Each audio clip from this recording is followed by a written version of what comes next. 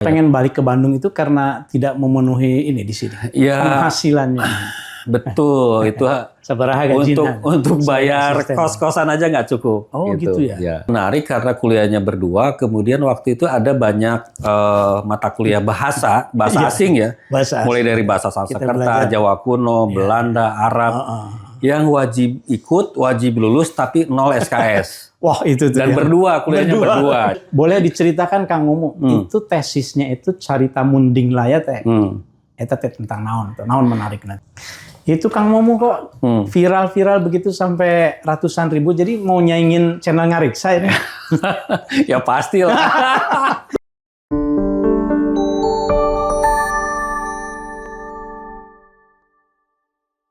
Bismillahirrahmanirrahim. Assalamualaikum warahmatullahi wabarakatuh. Waalaikumsalam. Sampurasun Sobat Ngariksa. Alhamdulillah jumpa lagi dengan saya di Ngariksa Ngaji Manuskrip Kuno Nusantara.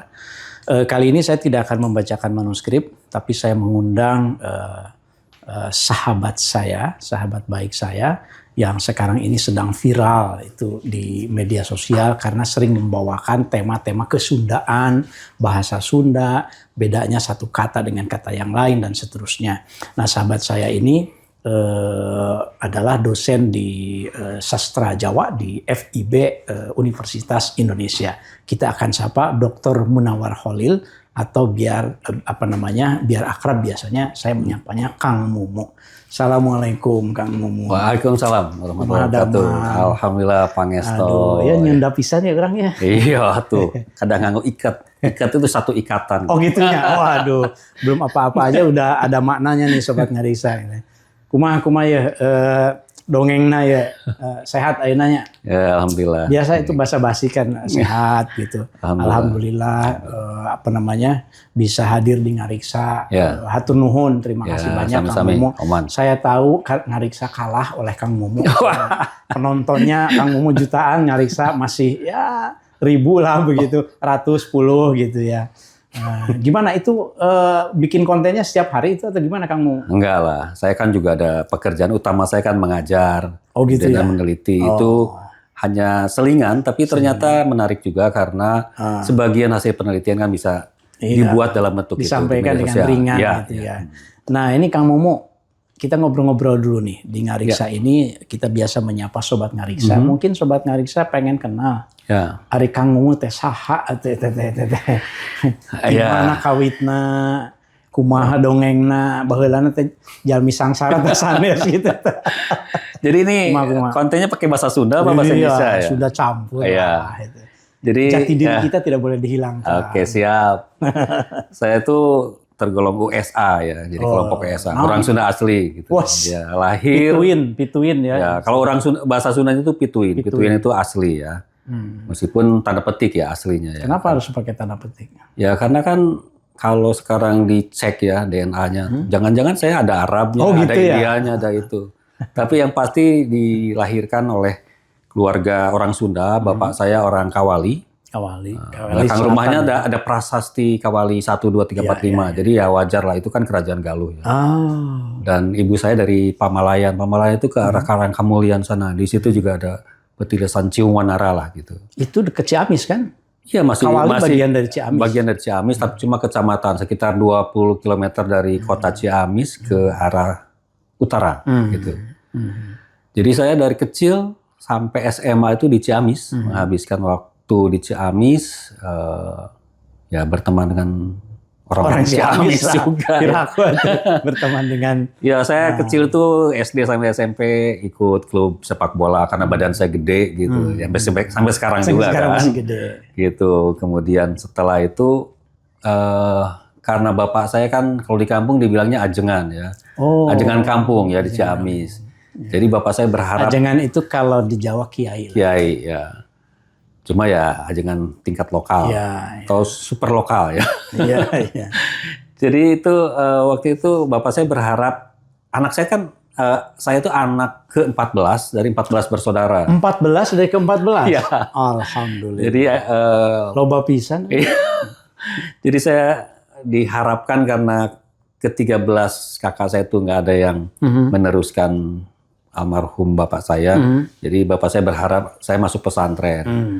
Tapi ternyata jalan hidup kan berubah ya. Waktu itu setelah SMA ikut Sipenmaru ya zaman dulu itu. Sipenmaru itu sistem penerimaan mahasiswa baru. Sekarang UMPTN. Nah, sambil menunggu UMPTN, saya untuk menyenangkan hati almarhum bapak saya, udahlah saya masuk pesantren. Tahun seberapa? Waduh, tahun 88. Gitu. Tapi ternyata ya itu baru 2 minggu di pondok pesantren, ya udah dibeliin kitab segala macam. Ternyata saya diterima di Sastra Sunda Unpad. Oh, ke Sastra Sunda Unpad. Iya, nah saya juga bingung kan ini. Berarti santri juga ya kamu ternyata? Ya santri cuma 2 minggu. 2 minggu, iya. Di Ciamisnya, di pesantren. Di Tasik. Oh di Tasik, pesantren naon? Aduh, saya lupa ya. Ini karena 2 minggu itu ya. Nggak boleh nih walaupun 2 minggu sekali santri tetap santri itu. Ya, saya hanya belajar mulai dari yang sederhana lah, Sapina dan segala macam itulah. Fikih ya. Nah, akhirnya bapak saya bilang udah kalau nanti kuliah kan mungkin agak sulit ya. Nanti kalau tahun depan ikut belum tentu diterima. Jadi kuliah aja. Nanti pesantren kan bisa tinggal di rumah kakak. Jadi kakak saya di Bandung. Itu lulusan UIN Sunan Gunung Jati, jadi suami istri. YIN hari ya, dulu YIN. Jadi ya bisalah pesantren di rumah kakak. Ya. Itu rencananya, tapi ternyata ya tinggal di rumah kakak hanya 6 bulan. Setelah itu jadi kontrakan, pindah kos dan segala macam. Bang berarti baheulanya. Ya lumayan. Jadi itu awalnya begitu di Unpad dan mengambil sastra Sunda. Sastra Sunda. Nah, orang Sunda ambil sastra Sunda apa menariknya? Itu pertanyaan pentingnya. Dulu saya sering diledek, jadi pulang kampung itu selalu, wah ini calon dalang, wah ini mau ngapain sih gitu. Nah saya juga awalnya begitu kan, tapi saya pikir waktu itu ada kakak ipar saya bilang gitu, kamu kalau mau jadi orang hebat, belajar tentang Sunda biar nanti bisa sampai Leiden. Saya bingung juga gitu ya. Kakak saya itu senang baca, jadi koleksi ribuan buku juga. Berarti tahu Hasanah Naskah Sunda ada di Leiden. Iya, dan saya nggak tahu. Waktu itu belum tahu. Jadi akhirnya ya udah, saya coba melanjutkan itu dengan belajar berbagai hal tentang Sunda ya. Jadi berkesenian juga, bisa main gamelan, main kecapi dan sebagainya pada saat itu. Supaya saya tentram lah ya, ada yang menguatkan. Pemain gamelan bisa memainkan alat. Pada masa itu ikut tingkung seni sekitar 3-4 tahun lah gitu. Ya gitu. Sambil kuliah teteh. Sambil kuliah dan bisa nyari uang juga. Oh ya, lulus aja di Bandung berarti sastra Sunda. Sastra Sunda, ya lulus tahun 93. Yang diteliti apa waktu itu skripsinya? Nah, skripsi saya tentang cerita pendek. Orang Sunda bilangnya carpon, carita pondok. Carita pondok. Karya Usep Romli. Tentang judulnya tuh kumpulan cerpen Jiad Ajengan. Jadi ada hubungannya dengan ajengannya, Jiad Ajengan. Jadi salah satu cerpen di kumpulan cerpen itu judulnya Jiad Ajengan. Jadi bagaimana digambar. Jiad apa ya artinya? Jiad, kalau bahasa Arabnya kan tambahan Jiad. Jiad itu kalau di dalam konteks ceritanya itu bagaimana seorang ajengan itu bisa berfungsi, bertugas untuk misalnya memberi dorongan dalam bentuk doa atau apa dan segala macam. Dan buat saya itu menarik ya cerita pendek pada masa itu. Ya. Saya tidak memilih filologi karena waktu itu tidak ada masa depan. Nggak kepikir tidak ada masa depan, tapi tidak menarik ya. Karena waktu itu kuliah hanya diminta baca selembar, 2 lembar naskah yang waktu itu pengantar filologi dan sebagainya. Itu naskah-naskah Melayu. Bacaannya Arab ya, Arab Melayu. Dan buat saya apa sulitnya gitu. Karena kan orang tua biasa dengan uwa ya, dengan kakaknya itu kan menulis surat pegon itu ya, pegon. Tapi biasanya tanpa ada baris. Nah saya biasa disuruh baca atau menulis itu. Jadi ketika itu ngapain lagi filologi yang tidak menarik. Tapi waktu itu di Unpad sudah ada ya filologi ya? Ada. Guru besarnya itu siapa Bu? Dulu ada Profesor Partini Sarjono, ahli Jawa kuno dan Sanskerta. Ya. Gitu. Ya, Kang Mumu kan sekarang karirnya di Depok. Ya. Itu gimana ceritanya dari Unpad ke Depok ini? Ya itu kayaknya garisnya harus begitu ya. Waktu itu begitu lulus kuliah, saya bertemu dengan ketua jurusan namanya. Kalau sekarang kan prodi ya, program studi. Dulu jurusan Ibu Fatimah namanya, Dr. Fatimah Jaya Sudarma. Nah beliau memanggil saya gitu. ini tolong bawa surat ini ketemu dekan. Nah, dekan waktu itu dekan Fakultas Sastra Unpad yang sekarang jadi FIB ya, Fakultas Ilmu Budaya, itu Profesor Partini Sarjono. Oh, Bu Partini Ya, itu Bu dekan. Partini, saya menemui beliau, saya bilang saya diminta ketua jurusan. Saya memberikan surat. Saya tidak tahu sebenarnya surat apa gitu. Terus Bu Partini ngajak ngobrol. Oh, kamu yang kuliah ini ya dulu begini, saya diajak ngobrol tentang bahasa Sanskerta, Jawa kuno dan sebagainya. Yaudah ya, tunggu sebentar. Kemudian beliau menulis, dia bilang ini kamu bawa ke Depok. Saya bilang ke mana? Fakultas Sastra UI. Temuilah Profesor Ayat Rohedi. Rupanya itu surat sakti karena katanya Prof. Ayat Rohedi memerlukan seorang asisten untuk membantu beliau di Fakultas Sastra UI waktu itu 93. Prof. Ayat Rohedi itu, Mang Ayat itu adalah dosen bidang arkeologi ya. Bidang arkeologi. Gitu. Tapi ya menarik juga waktu itu ketua jurusan program studi sastra daerah untuk sastra Jawa itu Profesor Edi Sediawati. Nah, beliau punya gagasan untuk mengembangkan program studi sastra daerah itu bukan hanya Jawa, tapi mau membuka Sunda, Bali, dan Minang. Nah, untuk Sunda hanya ada Mang Ayat atau Profesor Ayat Rohedi. Jadi Prof. Ayat diminta untuk carilah asisten. Nah, datanglah saya. Karena Kang Mumu. Ya, jadi itu. sejak saat itu Kang Mumu gabung bantu-bantu Mang Ayat. Atau kita Prof. biasa nyebutnya Mang Ayat ya. Ya, Profesor Ayat Rohedi itu Mang Ayat. Mang Ayat ya. Gitu. Jadi saya menemui Mang Ayat yang saya tidak kenal sama sekali beliau, hanya membaca karya-karyanya ya. Karena beliau kan produktif menulis. Waktu itu kan berarti Kang Mumu belum kerja ya, waktu di Unpad ya. Baru lulus, jadi belum wisuda. Belum wisuda waktu itu. Belum wisuda sudah diminta. Sudah direkomendasikan. Iya. Berarti punjul merenya pinter ya kamu? Enggak, itu karena nggak ada orang lain mungkin ya saya nggak tahu. Tapi yang pasti nunggu wisuda, setelah wisuda bulan Agustus, Septembernya saya berangkat ke UI setelah menemui itu kemudian Prof. tinggal di Jakarta. Tinggal di Depok. Tinggal di Depok. Karena UI itu memang sebagian tuh Jakarta, Jakarta Selatan, sebagian Depok ya, Jawa Barat. Nah, saya di Jawa Baratnya. Gitu. Tahun berapa itu, Kang? 93, September 93. 93. Sampai sekarang. Belum kuliah S2 berarti kan? Belum, baru lulus. Baru lulus kan ya. Karena saya tahu, ini Sobat Ngariksa, Kang Mumu ini adalah teman kuliah S2 saya. Dan saya ingat, kita mulai kuliah itu tahun 96. Ya. Nah, itu berarti sejak awal Kang Mumu itu sudah berinteraksi dengan orang-orang, dengan guru-guru yang belakangan kita kenal tokoh-tokoh seperti ada Mang Ayat, ada Bu Edi Sediawati ya. Nah, kemudian ceritanya kemudian masuk ke filologi gimana, Kang? Nah, jadi waktu itu tahun ketiga di Fakultas Sastra UI di 93 masuk, 96 saya berpikir mungkin saya nggak cocok ya di ngajar jadi dosen tuh nggak cocok. Jadi saya mau kembali ke Bandung, mungkin mau bisnis seni dan segala macam. Tapi kemudian kita lapor sama Prof. Ayat bilang udah lanjut S2 gitu. Nah, akhirnya saya sering diskusi dengan sempat pengen balik ke Bandung itu karena tidak memenuhi ini di sini. Ya, penghasilannya.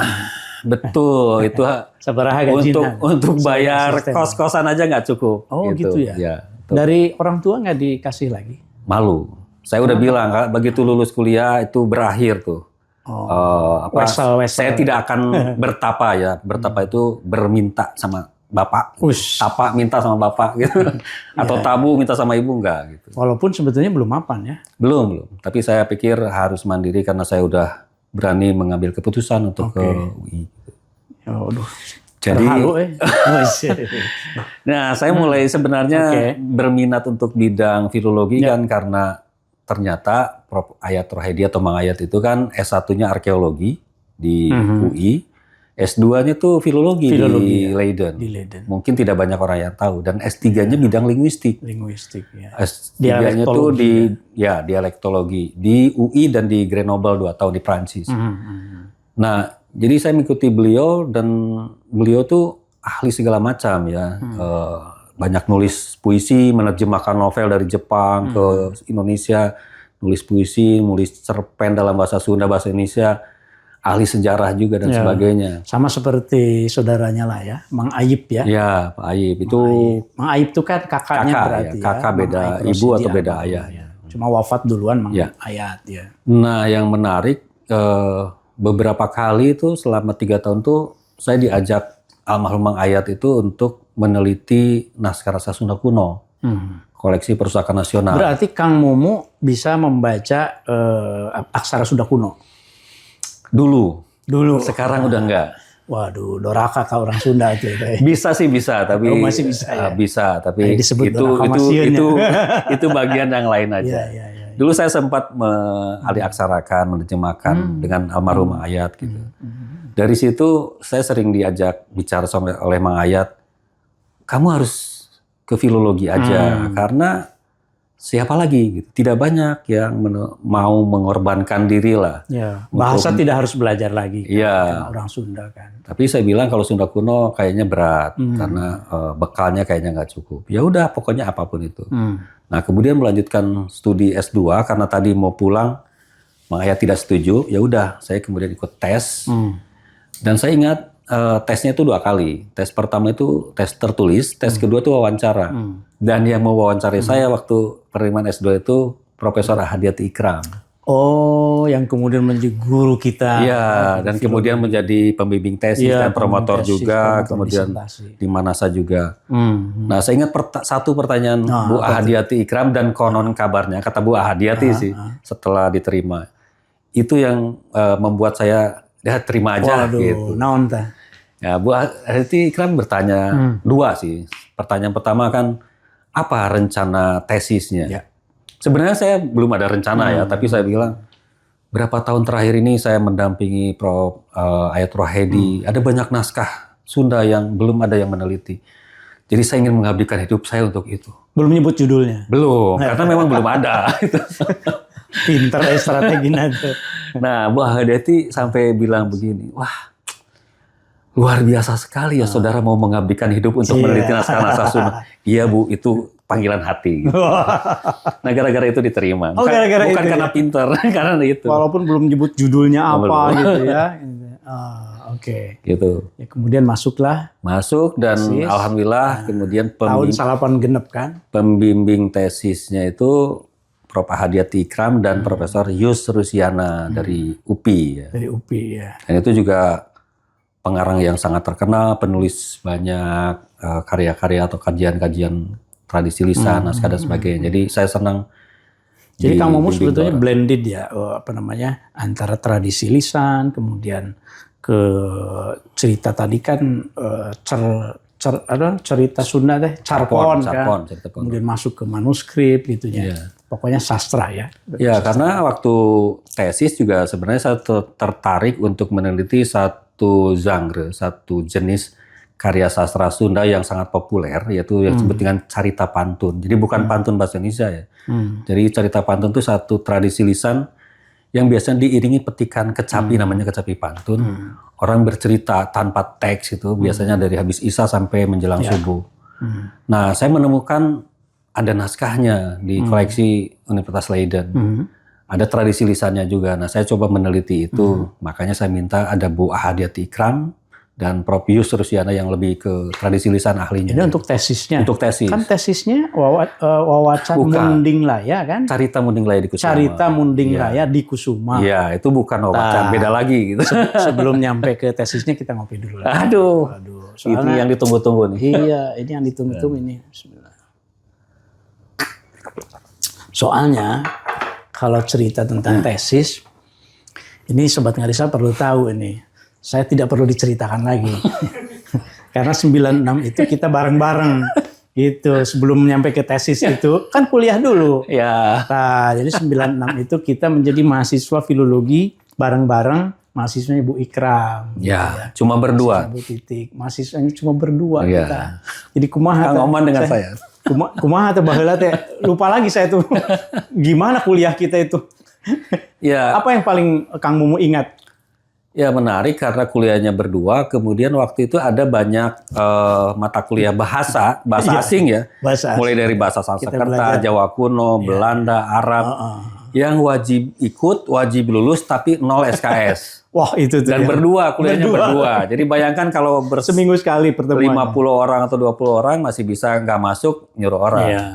Jadi seringkali ini zaman dulu ya. Ini jangan tidak untuk ditiru di rumah. Tidak untuk ditiru. Kumata. Jadi pernah mata kuliah bahasa Belanda yang jadi dosen tuh Bu Yesi Agustin ya, almarhumah. Ya. Jadi kuliahnya tuh 4 jam dan tadi mahasiswanya cuma berdua. Jadi suatu hari itu saya berpikir ini Kang Oman pasti masuk kelas. Iya, karena dia nggak rajin. Karena rajin. Jadi saya juga sama. Jadi Kang Mumu kan deket di Depok. Jadi saya udah di rumah aja, kebetulan cuacanya mendung gitu. Ya udah, Pak Oman. Ternyata Kang Oman berpikir yang sama. Saya pasti masuk gitu. Minggu berikutnya kami baru tahu ketika masuk kelas, saya nanya, Kang Oman masuk nggak minggu lalu? Enggak. Oh sama sih. Jadi waktu itu belum ada WA ya? Belum ada WA. Belum ada HP juga. Belum ada HP.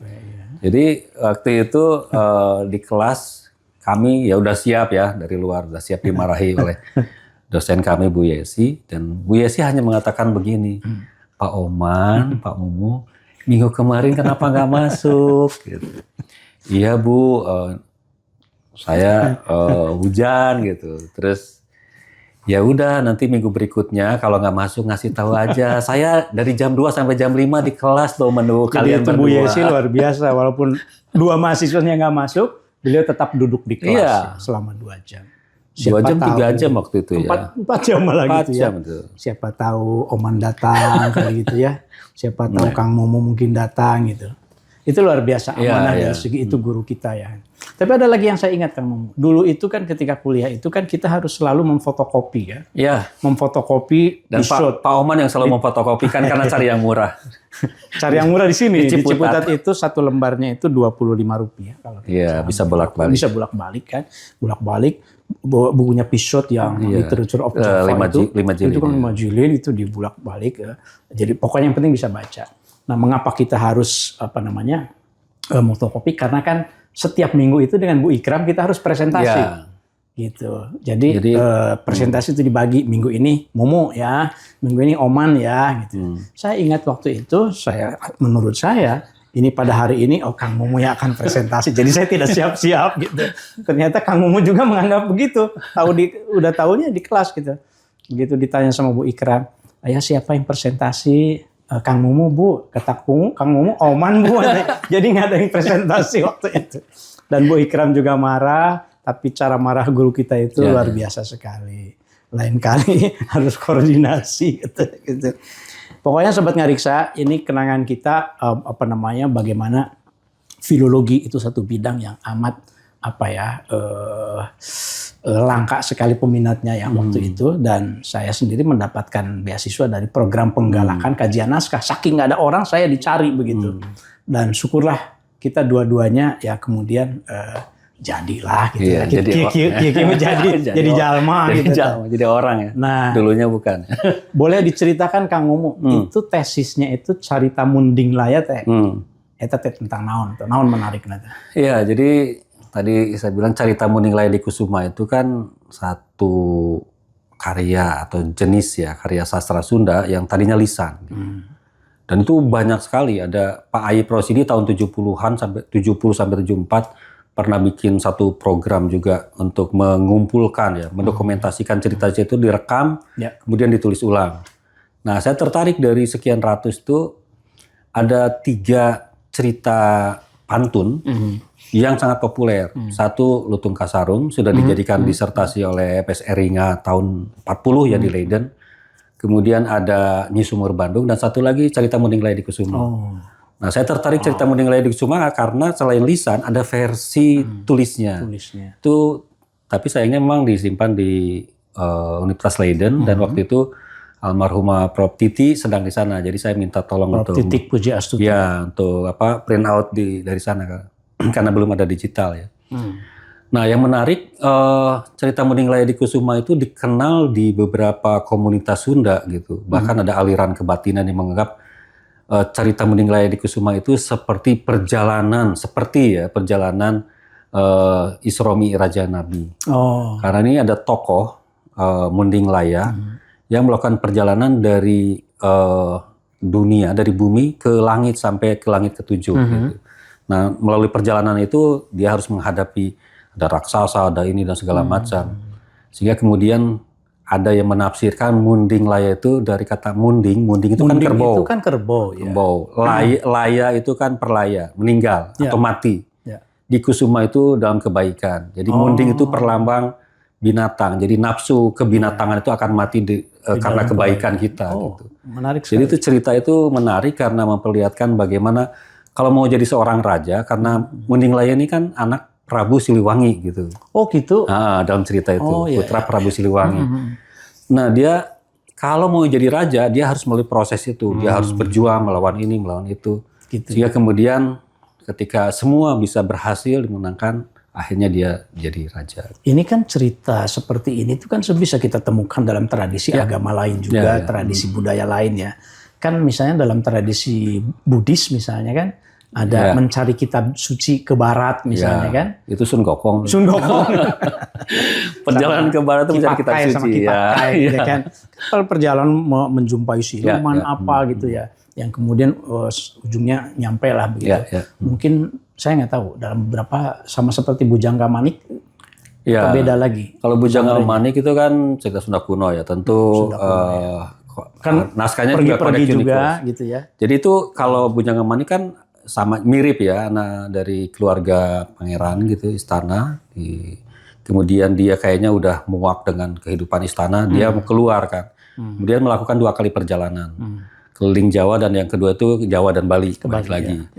Nah itu dan yang terakhir kan dia bukan hanya perjalanan fisik tapi kan perjalanan menemui Sang Halik gitu ya di akhir itu. Jadi mirip-mirip juga sih soal perjalanan. Betul. Artinya itu kan satu local wisdom sebetulnya ya. Carita Munding Laya di Kusuma yang ada di Sunda ya. Nah lalu Kang Mumu kemudian singkat ceritanya kan S3 juga di UI juga ya. Di UI dan meneliti wawacan Samaun ya. Samun. Samun kok sama. Nah itu juga. Itu gimana itu bedanya Samaun dengan Samun? Nah itu karena saya kenapa tertarik itu karena terpeleset. Saya pikir sama Samun dengan Samaun. Iya. Beda ternyata. Beda. Jadi Samaun itu kan tokohnya Samaun. Iya.